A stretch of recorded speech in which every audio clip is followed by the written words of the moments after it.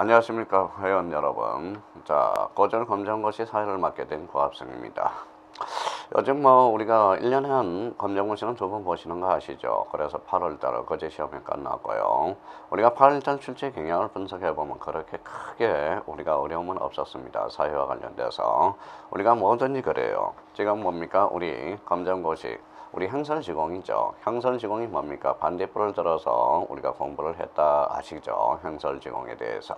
그러면 저는 회원 여러분들께 우리가 반대뿔이 돼서 마다 공부들 우리 회원들이 공부를 할 수 있도록 하나의 반대뿔 역할을 할까 생각 중입니다. 그래서 사회에 대해서는 저한테 맡겨주시고 자신 있게 우리가 뭡니까? 우리가 나가보자고요. 자, 그렇다면 자, 우리가 사회에 대해서 그러면 출제 경향이 어떻게 나오는 건지 우리 대략적으로 한번 살펴보고 들어가도록 하죠. 자, 그래요. 사회 출제 경향 도표를 보면 뭡니까? 국토와 지리 정보가 오늘 이제 진도가 나올 게 한 두 문제가 출제가 되어 있습니다. 두 문제죠. 여기 두 문제. 자, 두 문제와 관련돼서 대표적으로 우리가 이제 배산 임수에 대해서 우리가 출제될 거예요. 그 다음에 이제 지리서와 관련돼서 지도와 관련돼서 두 문제가 올해 출제가 됐어요. 그러면 국토와 지리 정보와 관련돼서 오늘 배운 부분에 대해서는 아주 간단하게 우리가 출제되고 있다라는 거. 그러니까 그렇게 우리가 사회에 대해서 어려운 과목이 아니다. 그것만 좀 불식시키면 될 것 같아요. 그러니까 나름대로 어떤 원리 원칙들만 기억해 두시고 거기에 대한 우리가 암기할 사항을 더욱더 암기를 해준다면 사회는 고득점 할 수 있을 것 같습니다. 보니까 오늘 사회에 절 수업 들은 사람은 거진 25개. 그래 25개 중에 실수에서 한두 개 틀릴까 크게 어려움은 없었다고 합니다. 그러니까 우리가 이제 국토와 지리 정보에 대해서 우리 두 문제. 자, 그러면 국토와 지리 정보에 대해서는 우리가 좀 이따 이제 보실 거고, 그러면 여기 이제 1장이죠. 자연환경과 인간생활에서 약 7문제가 출제가 되네요. 생활 공간의 형성과 우리가 이제 형성과 변화에 대해서 한 문제가 출제되고요. 환경 문제와 이제 지역 문제에서 두 문제가 우리가 출제되고 있다라는 걸 확인할 수가 있습니다. 문화권과 지구촌의 형성 이런 테마들이 우리 두 문항. 시민사회 발전과 민주시민 해가지고 올해 국회와 관련돼서 상권 분립의 원칙에 대해서 우리가 출제가 되고요. 정치생활과 국가 여기에서는 이제 네 문제 상당히 많이 출제되고 있네. 여기에서 우리가 제일 많이 출제되고 있는 것은 일단 자연환경과 인간생활에 대해서 7문제가 출제되고 있고, 자, 국민의 경제와 합리적 선택. 우리 학생이 어떤 그림이 나왔죠 올해. 그러니까 어떤 의미의 대화 속에서 이걸 뭘 나타내고 있는 건가? 그게 바로 대표적으로 올해 그림이 하나 출제된 게 국민 경제의 합리적 선택하죠. 경제 파트에서 한 문제. 그림이 출제된 게 또 국토와 지리 정보에 대해서 한 문제가 또 출제가 됐습니다. 자, 그렇다면 공동체 생활과 사회 발전 세 문제 출제되고, 자, 시민혁명과 미래사회에 대해서는 그렇게 많이 출제되는 영역은 아니에요. 그러면 전체적으로 지금까지 출제된 경향을 분석해 보니까 우리가 하나, 둘, 셋, 넷, 다섯, 여섯, 일곱, 여덟, 아홉, 열. 그래서 우리 기본서 일반 국정 교과서도 마찬가지 10개 장으로 구성해서 앞으로 우리가 치고 나가야 될 것 같습니다. 아마 여기에서 이제 계속적으로 우리가 출제되고 있는 분석을 해봤더니, 자, 국토와 지리 정보. 그 다음에 오늘 배운 거 두 문제. 자연환경과 인간생활에서 7문제가 출제되고 있다는 걸 확인할 수가 있어요. 자, 그러면 이제 사회 출제 경향 도표를 우리가 이제 눈으로 확인을 하고요. 거기에 따라서 우리가 이제 1장 국토와 지리 정보와 관련돼서는 어떻게 출제되고 있는지 출제 경향을 약간 한번 분석해 봅시다. 자, 1장에서 국토와 지리 정보라는 거, 지리 정보. 자, 검정고시 출제 빈도가 가장 많은 부분이에요. 특히 지리도와 지도에서 조선 전기와 후기의 구분에 따른 특징이 자주 출제가 되고 있으니 필히 합섭하게 되는 게 좋다. 그러면 우리 전기, 지리도와 지도에 대해서 조선 전기와 후기, 조선 전기와 관련돼서는 어떤 측면이에요? 바로 성리학 측면에서 우리가 보고 있고, 후기는 실학적인 측면에서 우리가 보고 있다라는 거. 그러면 자주 출제가 되니 필히 학습하는 게 좋습니다. 제가 대정여지도 김정호가 했죠. 그래서 특리지 또한 자주 출제되고 있고, 지도 해석에 관한 문제도 출제 빈도수가 높은 편이라는 거. 그래서 이제 대표적으로 이제 올해 이제 그림이 출제된 게 1장에서 하나 출제되고, 자, 그렇다면 이제 자연환경과 인간생활. 자연환경과 인간생활은 아까 상대적으로 7문제 많이 출제되고 있죠. 이 단어는 2문제에서 5문제가 꾸준히 출제되어 온 부분이에요. 교육과정 개편으로 인해 과거에 비해서 난이도가 조금 낮아지고 범위도 줄어들긴 하였지만 그래도 여전히 출처 빈도수가 높은 편이라는 걸 확인해 둘 필요가 있어요. 자, 지리 부문은 많은 학생들이 어려움을 겪고 있는 만큼 꼼꼼한 학습 관리가 필요할 것입니다. 그런 여기에 대해서 우리가 그림이 많이 우리가 요 1장과 2장에서는 어떤 그림이 많이 들어가게 되죠. 그래서 이제 PPT로 나름대로 이쪽 부분에 대해서는 활용할까 생각 중이고요. 자, 그렇다면 이제 3장을 우리가 한번 보시죠. 문화 경감과 다양성 이렇게 이제 잡았고 전체적인 문제 출제 빈도에 따르면 상대적으로 중요성이 낮은 단행이다 합니다. 하지만 고득점을 노리는 학생이라면 각 문화에 대한 내용을 면밀히 학습하셔야 됩니다. 이게 바로 올해 출제되는 문화 융합 상태, 우리가 이제 문화 지체, 문화 융합, 여기에서 우리가 8월 달에 출제된 게 문화 융합이 우리가 출제가 되죠. 자, 4번의 장소 인식과 공간 형통으로서 상대적으로 출제경이 들쑥날쑥한 부분이에요. 검정고시 출제식에 따라 출제 빈도가 높아지기도 낮아지기도 한 만큼 방심하지 않고 모든 내용을 꼼꼼히 집어가면 학습하기를 조언드립니다. 특히 공업의 입지형들 각각의 특징과 사례를 꼼꼼하게 구분하여 학습해 준다면 상대적으로 좋은 결과를 맺을 수 있을 거라고 생각이 들어요. 자, 그러면 5번에 지역개발과 환경보전이라고 나와 있네요. 여기에 대해서 다른 표현에 비해 상대적으로 출제 빈도가 높은 부분입니다. 앞으로 이 환경 문제에 대해서 지금은 올해 출제된 게 바로 지구 온난화와 관련돼서 우리가 출제를 했죠. 그래서 환경 문제에 대해서 8월달에 시험에 출제되고요. 대표적으로 지구 온난화 여기 이제 의미가 우리가 출제가 됐죠. 온난화와 관련돼서 관심이 높아질 것으로 예상되며 꾸준한 출제 빈도를 유지할 것으로 판단됩니다. 많은 문제가 출제되는 만큼 모든 내용을 자세하게 공부하는 게 중요해요. 각 시기별 개발 방식에 따른 특징 구분은 꼭 암기하시기 바랍니다. 이렇게 했는데 우리는 수업을 들어가서 상대적으로 우리가 암기에 들어가면 되고요. 요 5장과 관련돼서 대표적으로 환경 문제 여러 가지 문제에 대해서 우리가 살펴보도록 하고요. 자, 6번의 사회 변동과 문화 6장이죠. 전체적인 출제 빈도로 살펴보면 상당히 높은 출제 경향을 보고 있는 단원임으로서 특히 문화를 이해하는 데 태도를 예전부터 꾸준히 출제되고 있는 부분이며 이 밖에 문화의 특성 및 용어에 관한 부분도 출제가 되고 있다라는 것. 그러면 오늘 대표적으로 6장 사회 변동과 문화에서 대표적으로 우리가 확인해 줄 거는 우리 1장에서 상경도라는 게 배워요. 상경과 상경도를 배우는데 이 상경도는 자, 뭘 나타내는 거예요? 우리 어떤 생활권을 중시함으로써 사회가 어떻게 변화하고 있는지 문화 이행을 나타내고 있다라는 거예요. 그래서 문화 이행에 대해서 그런 의미를 살펴보는 게 바로 6장으로서 사회 변동과 문화에 대해서 우리가 살펴보는 장이라고 생각이 들고요. 자, 7번은 이제 인권 및 사회정의와 법이라는 거죠. 상권 분립과 관련돼서 오늘 이제 의미가 출제가 되고요. 인권 및 사회정의, 우리 법이라는 것은 법이 주는 힘 또는 법이 뭡니까? 법이라는 것은 물이 흐르는 거죠. 법이 주는 게 뭡니까? 바로 권리라는 의미가 있어요. 권리라는 것은 법이 주는 힘 또는 이익이 뭐냐? 바로 권리가 된다라는 겁니다. 그래서 법과 정치. 그래서 우리가 법이라는 것은 입법부에서 우리가 하죠. 그러면 입법부가 있으면 대표적으로 뭐가 있어요? 입법부가 있으면 사법부가 있죠. 사법부가 있으면 결론적으로 뭐가 있습니까? 거기에 행정 업무를 담당하는 행정 업무가 있다라는 거예요. 좀 체크인 밸런스로서 역시 상권 분립, 서로 견제와 균형 속에서 입법부와 사법부와 행정부의 관계. 이 입법부는 이제 국회가 맡는 거고요. 이 사법법에 대해서는 대표적으로 법원이 우리가 제정하고 이 행정부라는 것은 우리가 대표적으로 이제 박근혜 대통령이 우리가 하게 되는 거죠. 그래서 사법과 입법과 행정. 여기에서 이제 제3국가기관이라는 게 있어요. 그게 바로 헌법재판소가 되겠죠. 그런 측면에서 본다면 이 인권 및 사회정의의 법에서는 상권 분립에 대해서 입법과 사법과 행정에 대해서 상권 분립에 대한 이념을 정확하게 우리가 바꿔 들어가셔야 된다는 겁니다. 자, 그러면 출제 빈도가 높지는 않지만 학습하는 내용 면에서는 난이도가 있는 단원이 법이니까 난이도가 높겠죠.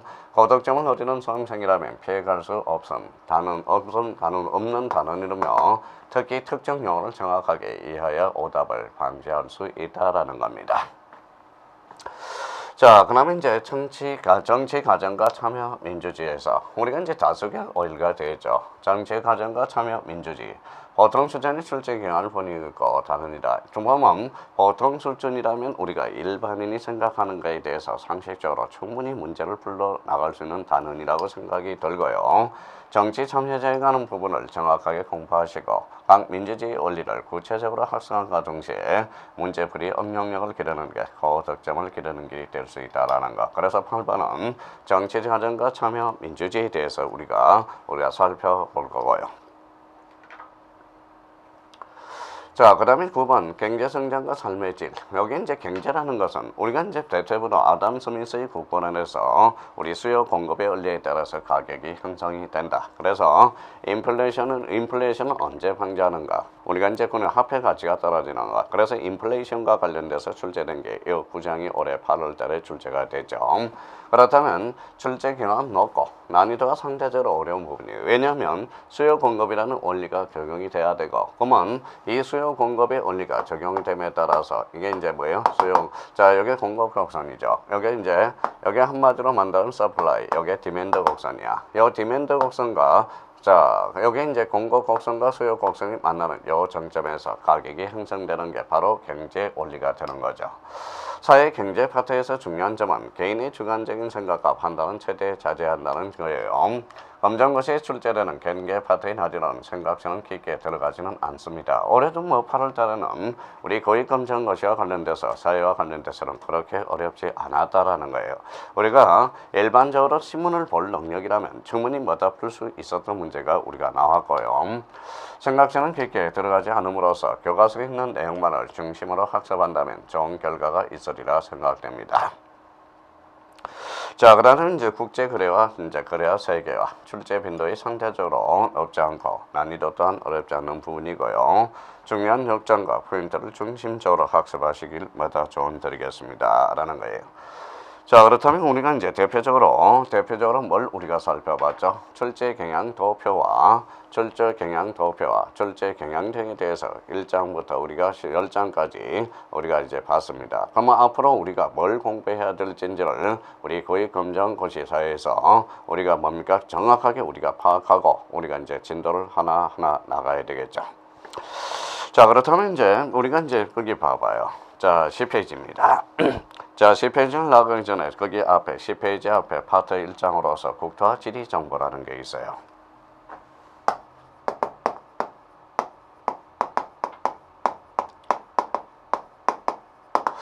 자, 국토와 지리 정보에 대해서 우리가 이제 간략하게 우리가 살펴볼 건데, 국토와 지리 정보에서는 대표적으로 이제 제1장 파트 1이죠. 자, 1편입니다. 국토와 지리 정보에서 우리가 살펴본 제1장은 우리가 국토는 어디까지 국토를 보는 건가, 국토와 우리가 그동안 국토에 대해서 얼마나 인식을 하고 있는가, 국토 인식에 대해서 우리가 대체적으로 우리가 살펴볼 거예요. 국토라는 것은 이제 하늘이 있고요. 하늘이 있으면 그마다 영공이 있죠. 영공이 있으면 바다가 있어요. 영해가 있고 영토라는 게 있죠. 그래서 영해, 영공, 영토라는 거죠. 한반도 그 부속도서를 우리 헌법에서는 한반도 그 부속도를 모든 부서를 우리가 우리나라 땅으로 하고 있죠. 그래서 영토라는 의미가 이제 나오게 되고요. 자, 그렇다면 이제 국토 인식에서 우리가 여기에서 대체로 우리가 볼 거고, 자, 국토 인식은 우리 조상들은 그동안 국토 인식에 대해서 뭘 살펴볼 건가? 그는 대표적으로 많이 물어봤을 거예요. 바로 풍수지리 사상이 우리가 대표적인 겁니다. 풍수지리 사상에서 대표적으로 음양 오행설이 있고요. 거기에 대해서 대리모 사상이 있습니다. 국토는 땅은 어머니에 비교하는 게 바로 대지모 사상이죠. 그런 의미를 우리가 살펴보도록 하는 거고요. 여기에 대해서 우리가 이제 배산임수와 관련돼서 올해 8월 달에 출제된 문제가 되고요. 배산임수라는 것은 우리가 좀 보면 등배자예요. 뒤에는 산이 되고 앞에는 물이 흐르는 것. 그게 바로 배산임수예요. 그럼 배산임수의 치락 구조는 왜 형성이 되는가? 우리 겨울에는 추워요. 그러면 산이 북풍을 불기 때문에 바람을 막아줘야 되죠. 등배자 쓰는 겁니다. 그러면 거기에 대해서 우리가 이제 배산 등을 하면서 임수라는 것은 우리가 농사를 짓고 가는 것. 이게 바로 대표적인 배산임수가 되는 거죠. 자, 그러면 대표적으로 이제 국토와 국토 인식에 대해서 그런 측면에서 우리가 살펴볼 거고, 여기에서 대표적으로 이 장에 대해서 우리가 뭘 살펴보냐, 바로 지도와 뭐다 지리 정보에 대해서 우리가 한번 보도록 하겠는 겁니다. 그러면 오늘은 이제 수업이 나갈 게 1장 국토와 국토 인식, 그 다음에 2장에 대해서 지도와 지리 정보에 대해서 우리가 살펴보는데, 지도와 관련돼서는 이제 여러 가지 각도에서 우리가 살펴봐야 되겠죠. 자, 그렇다면 이제 우리가 이제 거기 9페이지를 우리가 봤습니다. 자, 그러면 10페이지 국토와 국토 인식에 대해서 우리 한번 보죠. 자, 국토가 뭡니까? 국토의 개념 이렇게 나와 있어요. 국토는 무엇인가? 그렇다면 우리가 좁은 의미가 있고 넓은 의미가 있다라는 거예요. 그러면 좁은 의미에서 본다면 국가의 영토로서 주권이 미치는 범위가 바로 좁은 의미에서는 그렇게 보고 있죠. 국민의 생존을 위한 생존 공간이자 국민 모두의 생활 공간이며 민족의 정체성이 구현된 장소가 바로 좁은 의미에서 보는 거예요. 그러면 여기서 가장 우리가 하기는 거는 국가의 영토로서 주권이 미치는 범위, 이게 바로 대표적인 좁은 의미에서 우리가 국토의 개념을 삼고 있죠. 자, 넓은 의미에서는 뭐냐? 자, 넓은 의미에서는 국민들의 생활 활동이 구체적으로 실행되는 장소, 이게 바로 국토의 개념으로 잡을 수가 있고요. 그러면 우리가 이제 민족의 역사와 유구한 물생활 양식들은 어디에서 오느냐? 바로 문화 공간으로 본다면 넓은 의미에서 국토의 개념을 확인할 수 있다라는 거예요. 그러면 넓은 의미의 뭐의 국토의 개념과 좁은 의미의 국토의 개념을 우리가 기억해 두시면 될 것 같습니다. 자, 그렇다면 이제 국토의 범위는 어떻게 될 건가라는 거예요. 국토의 범위는 자, 국토의 범위에 대해서 우리가 보죠. 국토의 범위라는 게 이게 나와 있어요. 자, 국토의 범위는 우리 영토를 이제 국토의 범위로 보는 거죠. 그래서 이제 국토의 범위는 이제 대표적인 영토다. 영토의 의미가 이제 영토를 우리가 잠깐 보죠. 자, 요 지도를 보시면 여기 울릉도, 독도, 동해가 있어요. 그러면 여기에서 이제 제주도와 항해라는 게 있어요. 요 중간에 이제 대항해협이 있겠죠. 자, 기점을 우리가 이제 요 기점들을 우리가 잡아 들어가는 거예요. 이런 기점을 우리가 잡아가는 기점들이 우리가 있습니다. 자, 여기에서 이제 대표적인 이제 직선기선이라는 게 있고요. 직선기선. 우리가 항쪽하고 남해에서 직선기선은 여기 이제 들어가는 거죠. 이렇게 이제 직선 개념은 우리가 12km가 된다라는 거예요. 12km의 직선길은 12해리가 되는 거죠. 12해리. 자, 영토는 우리 전후는 우리가 이제 22만 km제곱미터로서 여기 이제 우리 전 여기 의미에서 본다면 22만 km제곱미터가 이제 되는 겁니다. 그러면 여기에서 이제 직선 길이가 되고요. 자, 그렇다면 이제 동해, 울릉도, 독도 여기도 마찬가지죠. 이제 요로 흘러가는 여기에 바로 직선 기선이 되고요. 여기에 대해서 이제 통상 기선이 있죠. 통상 기선. 그러면 이제 여기에 대해서는 이제 저 점들을 이게 적은 게 이게 이제 기점을 해서 그러면 우리가 이제 울릉도, 독도, 동해 쪽에는 뭐예요? 이거는 배선으로서 영해선으로서 이게 이제 통상 기선으로서 12해리가 된다는 거예요. 자, 1번과 여기에서 대한해변 뭐가 돼요? 바로 3해리가 되고요. 자, 우리가 경제수역 EEZ로 봐서는 200해리를 선포하는 데가 많습니다. 그런 측면에서 본다면 이 그림과 관련돼서 직선기선과 영해선을 우리가 구분할 수가 있어요. 그래서 이 영해선 구분을 이렇게 한번 보시고 여기에 대해서 직선길이와 직선기선과 그 다음에 통상기선에 대해서 우리가 살펴본다면 큰 문제가 없을 것 같아요. 먼저 우리가 생각 한번 해봅시다. 우리가 지금 국토가 22만 km제곱미터예요. 그러면 여기에서 지금 계속적으로 간척 사업을 하고 있다면 국토는 지금 점차 넓어지고 있는 증가의 추세로 보고 있다라는 걸 확인할 수가 있습니다. 자, 마찬가지죠. 그만큼 이제 그런 의미를 우리가 잡고 있다라는 거. 자, 그렇다면 이제 거기 교과서 이제 뭡니까? 기본서 우리 교과서를 보시면 10페이지에 바로 영토라는 개념이 나와요. 영토는 약 22만 km 그 의미를 확인해 주시고 영해와 관련돼서 항남해 직선기선 10해리 동해와 울릉도 독도는 해안에서 12해리가 되고 통상기선이 됩니다. 대한해변과 관련돼서는 3해리, 최근 각국의 200해리 경제수역 EEZ라고 선포하고 있다라는 거, 그런 의미를 우리가 살펴볼 수가 있어요. 자, 요즘은 이제 영공의 의미도 아주 중요한 의미를 가지고 있죠. 그래서 여기에서 대표적으로 이제 영토의 의미를 봤고요. 자, 여기 한번 가봅시다. 자, 우주 공간이 있어요. 우주 공간이 있고 대기급만이 우주 공간, 자유롭다라는 거죠. 여기에서 이제 요 그림을 한번 봐봐요. 여기 이제 밤에 심해가 되고, 여기 이제 200m가 이제 대륙봉이 된다는 거예요. 대륙봉 여기 미러가 되고, 여기 이제 영토의 기점을 여기에서 이제 봐서, 그러면 여기 영토는 아까 뭡니까? 여기는 아까 몇 킬로라고 그랬어요? 22만 킬로제곱미터가 되고, 요 영에는 이제 대통 통상 12L이, 그래서 이제 12L이로 보고 있고, 한번 남해와 항해에 대해서는 12L이, 우리가 울릉도 독도에도 마찬가지예요. 12L을 보고 있고, 경제수역 24가 있고요. 여기서 이제 배타적 경제수역과 관련돼서 2Z죠. 대표적으로 이제 그래서 우리가 200캐리를 우리가 보고 있다라는 거예요. 그러면 여기는 뭡니까? 하늘은 영공이 되고요. 여기에서 평균 만수일을 기준으로 해서 완주일로 해서 여기는 영토가 되고요. 영토. 그래서 영공, 영토, 영해가 된다는 겁니다. 자, 여기 이제 경제수역, 베타 경제수역에서는 이제 공해가 되겠죠. 그래서 깊은 바다, 심해가 된다라는 거예요. 그러면 이 그림 구조를 한번 자기가 이제 생각을 해둘 필요가 있어요. 그러면 영해 한번 보죠. 읽어보죠.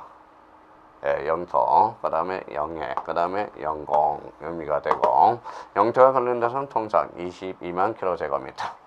야, 영공은 대기권 내려서 외국 항공기가 마음대로 그래서 이제 그 이상은 의미가 이제 영공의 의미가 있다라는 거. 그래서 이 그림을 잘 보시고 200m를 대륙봉. 이 대륙봉이 대체적으로 이제 우리 대륙봉에서 우리가 지금 많이 있는 게 뭡니까? 우리 암염이든지 지화자원들이 많이 숨겨져 있다라는 거예요. 앞으로 이 대륙봉의 개발을 많이 해줘야 된다는 의미를 암시하고 있다라는 걸 확인할 수 있어요. 그래서 영토, 영해, 영공, 그 다음에 요쪽은 베타적 경제수역을 공해라고 그런다. 그래서 자, 10페이지에 그 내용들이 나와 있습니다.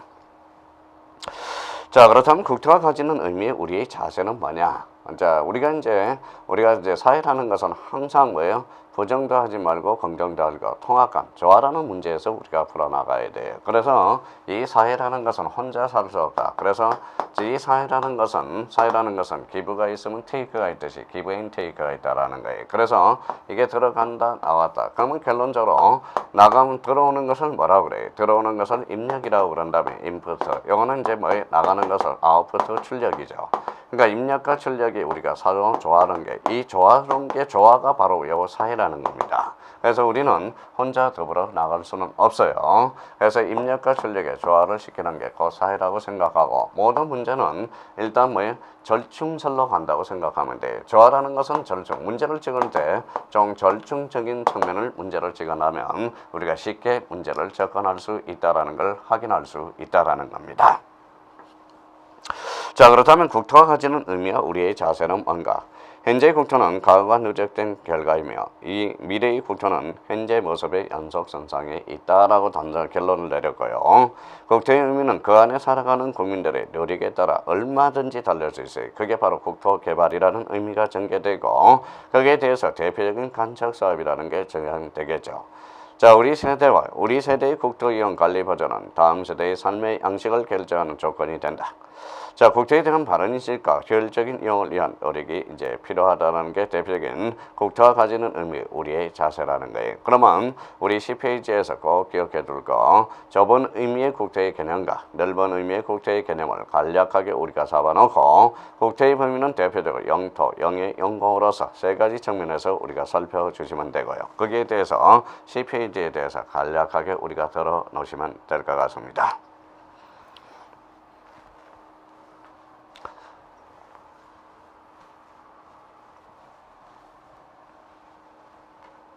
자, 그러면 이제 11페이지 가서 우리 조상들의 국토의 인식은 뭐냐? 대표적으로 이제 뭡니까? 11페이지 가니까 풍수지리사상이 있습니다.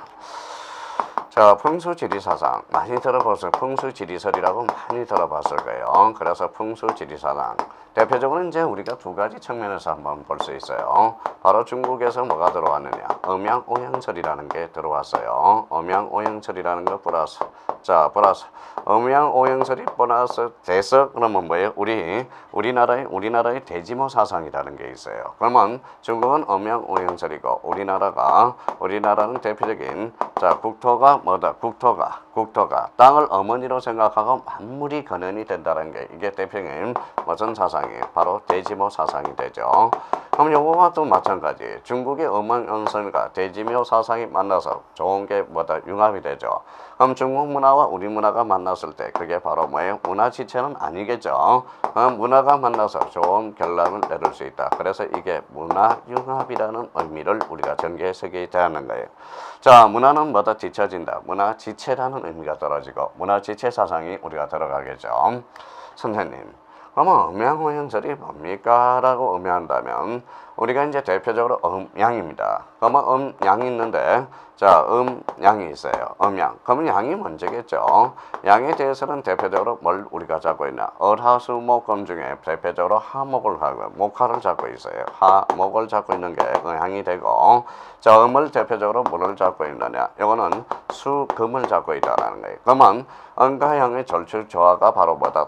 토를 잡고 있죠. 토라는 것. 그래서 토. 그래서 이 음과 양이 저의 오행. 하나, 둘, 셋, 넷, 다섯. 오행이 뭐다? 적절한 조화에서 기륭하복이 형성된다는 게 음양오행설이 되겠죠. 그러면 음양오행설과 관련돼서 11페이지 배경 거기 있죠. 자, 그건 음양오행설과 우리나라의 대지모 사상이 바탕을 두고 조석신앙과 유교의 효과가 결부되어 나타난 일제의 입지에 관한 사상이 바로 뭐예요? 음양오행설, 풍수지리학 사상이 이제 탄생하게 되죠. 자, 거기 음양오행설과 대지모 사상이 있는데 음양오행설은 일체 만물을 음양에 의해서 생장, 소멸하고, 그러니까 오행 중 목화죠. 양에 해당되고 금수는 음에 해당돼. 그 중간을 조화롭게 절주는 게 토라는 거예요. 그러면 그 중간에 있어서 이것들의 소장으로 천지의 변이, 그 다음에 뭐의 재봉, 그 다음에 기륭이 얽힌다는 설이 대표적인 음양오행설이 돼요. 그러면 거기에서 대표적으로 이제 대지모 사상이 탄생하게 되죠. 땅은 어머니다. 어머니로 생각하고 거기에 오타가 나왔어요. 만물의 근원이라고 여기는 사상이 바로 대지모 사상이 됩니다. 망문이라고 써놨죠. 물로 건져놓고요. 그럼 결론적으로 이제 음양오행설, 대지모 사상이 대표적인 풍수지리학 사상을 우리가 도출되게 됩니다. 자, 그렇다면 원리에 대해서는 뭐 크게 읽어보시면 되고요. 원리에 대해서는 크게 문제가 없을 것 같고, 그러면 이 풍수지리학상이 언제 도입되느냐? 신라 말기에 도입됐죠. 독일에 의해서 전래가 되고, 이게 이제 고려시대에 도입돼서 바로 묘청의 날을 모청의 날, 개경의 어떤 입시 전쟁을 하면서 모청의 석영천도가 바로 뭐예요? 그 집세기는 풍수지리학 사상이 반영이 됩니다. 조선시는 한양천도로 해서 한양이 길지다. 그래서 한양의 입지 전쟁을 우리가 했고, 그와 관련돼서 호산과 결부되어 현대까지 이어오는 게 바로 대표적인 풍수지리학 사상의 영향이 되겠습니다. 그렇다면 우리가 이제 국토의 어떤 의의와 국토의 개념을 간단하게 우리가 살펴봤고, 우리가 범위할 때 영토, 영공, 영회에 대해서 우리가 살펴봤고, 우리 조상들의 국토 인식은 어떻게 되는 건가? 그래서 풍수지리학상으로서 대표적으로 중국의 음양오행설과 우리나라의 어떤 대지모 사상이 융합이 되어서 대표적으로 풍수지리학 사상을 우리가 도입된다는 것. 특히 이제 이 풍수지리학 사상에 대해서 네 번째 영향은 어떻게 끼친 건가? 그거에 대해서 꼭 한번 체크해 둘 필요가 있고요. 이 풍수지리학 사상은 대표적으로 우리 국민들에게 우리 조상들의 군투인석에 바로 배산임수라는 지리학 구조를 형성시키게 된 거죠. 그래서 배산임수가 올해 시험에 출제가 된 겁니다. 그래서 여기까지 우리 간략하게 살펴보고 배산임수에 대해서는 또 우리가 출제가 됐으니까 좀 꼼꼼하게 한번 살펴보자고요. 배산임수가 뭔지 거기까지 하고 좀 쉬었다 계속 들어가겠습니다.